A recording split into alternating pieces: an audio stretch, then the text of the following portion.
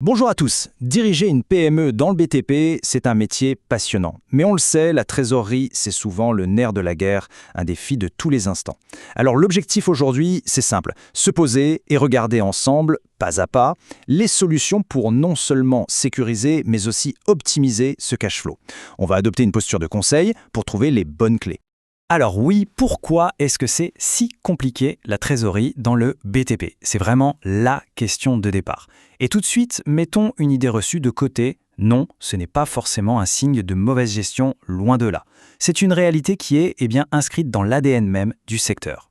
Et pour trouver les bonnes solutions, il faut d'abord, et c'est crucial, comprendre l'origine du problème. Voici le plan de match. D'abord, on pose le diagnostic, c'est la base. Ensuite, on passe en revue l'arsenal des solutions, le prêt classique, la facturation, et on verra aussi le rôle de BPI France. Et à la fin, le but du jeu, c'est que l'on ait toutes les cartes en main pour construire une vraie stratégie sur mesure.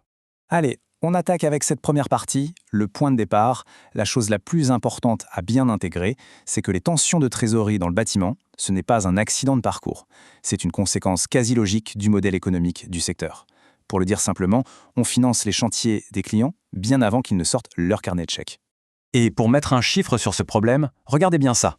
47%. C'est énorme. Ça veut dire que près d'une facture sur deux est payée en retard. Imaginez l'impact. Ça crée un décalage, un trou quasi permanent dans la trésorerie qu'il faut bien combler. Et c'est l'entreprise qui doit le faire, sur ses propres fonds. Ce décalage en finance a un nom, c'est le fameux besoin en fonds de roulement, le BFR. C'est un concept absolument central. En gros, c'est le cash dont on a besoin pour faire tourner la boutique en attendant que les clients payent. Dans le BTP, on paye les salaires, les matériaux, les sous-traitants. Tout ça bien en amont. Résultat, ce BFR, ce besoin de cash, il est presque toujours très élevé. C'est mécanique. Et comme si ça ne suffisait pas, ce BFR est alourdi par des spécificités bien propres au BTP. Le processus des situations de travaux, qui peut être un vrai parcours du combattant, la fameuse retenue de garantie de 5%, cet argent qui est bloqué pendant des mois, parfois un an, et puis il y a les cautions pour les sous-traitants. Tout ça mis bout à bout, ça crée un effet ciseau qui peut être redoutable. Bon, le problème est posé. Maintenant, les solutions.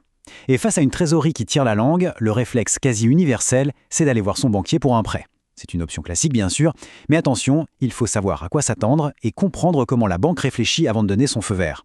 Et là, la banque ne va rien laisser au hasard. Elle va éplucher les 3 derniers bilans pour vérifier la santé de fonds de l'entreprise. Elle va scanner les relevés de compte pour traquer le moindre incident. Elle va aussi exiger un prévisionnel solide pour s'assurer que ce n'est pas juste un pansement sur une jambe de bois. Et quasi systématiquement, la question des garanties va arriver sur la table. Et très souvent, une caution personnelle du dirigeant. Et c'est là que ça devient intéressant de mettre le prêt en face d'une autre solution, la facturage. Le prêt bancaire, ça crée de la dette, c'est souvent long à obtenir et ça alourdit le bilan. La facturage, c'est une autre philosophie. Ce n'est pas un prêt, c'est une vente de facture. C'est ultra rapide, neutre pour le bilan et surtout, le critère numéro 1, ce n'est pas tant votre solidité, mais celle de votre client final. C'est vraiment un changement de perspective. Alors, parlons-en plus en détail de cet affacturage, qu'on appelle aussi factoring. L'idée, elle est toute simple, mais elle est puissante. On transforme une facture en attente de paiement en cash disponible immédiatement. C'est une solution qui gagne vraiment du terrain, justement pour sa souplesse et sa rapidité. Comment ça marche concrètement? Eh bien, c'est très simple. On émet sa situation de travaux. Au lieu d'attendre 60 jours ou plus, on cède cette facture à une société spécialisée, le factor. En 24 ou 48 heures, l'argent est sur le compte, et ensuite, c'est le facteur qui se charge de se faire payer par le client final à l'échéance. C'est tout. Mais attention, la facturage, ce n'est pas juste du cash. Une bonne solution, c'est un package 3 en 1. Il y a le financement, bien sûr, mais il y a aussi souvent une assurance crédit. Si le client fait faillite, on est couvert. Et enfin, il y a la gestion du recouvrement. C'est le factor qui s'occupe des relances. Et ça, c'est du temps de gagner, et une charge mentale énormément moins pour se concentrer sur les chantiers. D'accord, on a vu la banque, on a vu la facturage, mais que se passe-t-il si la banque dit non? Ou si la facturage n'est pas la bonne solution pour une situation donnée? C'est là qu'un troisième acteur entre en jeu, BPI France. Il faut vraiment la voir comme un filet de sécurité, une solution de recours quand les portes classiques se ferment.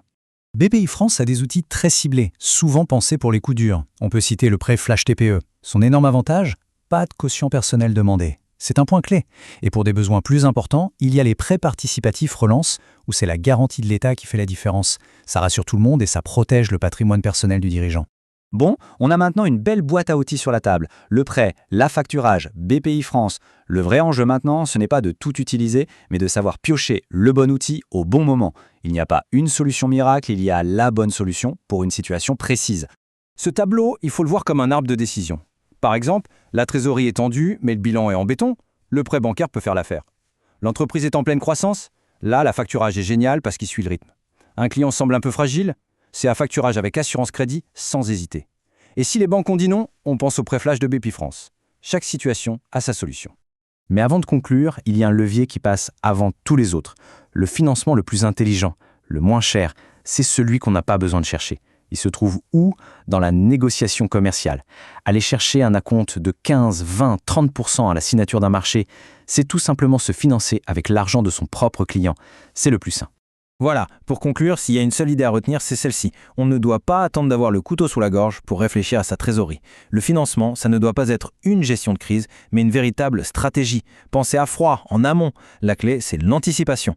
Finalement, la bonne question à se poser n'est pas comment je trouve du cash en urgence, mais plutôt comment je m'organise pour ne jamais être dans l'urgence. Voilà tout l'enjeu.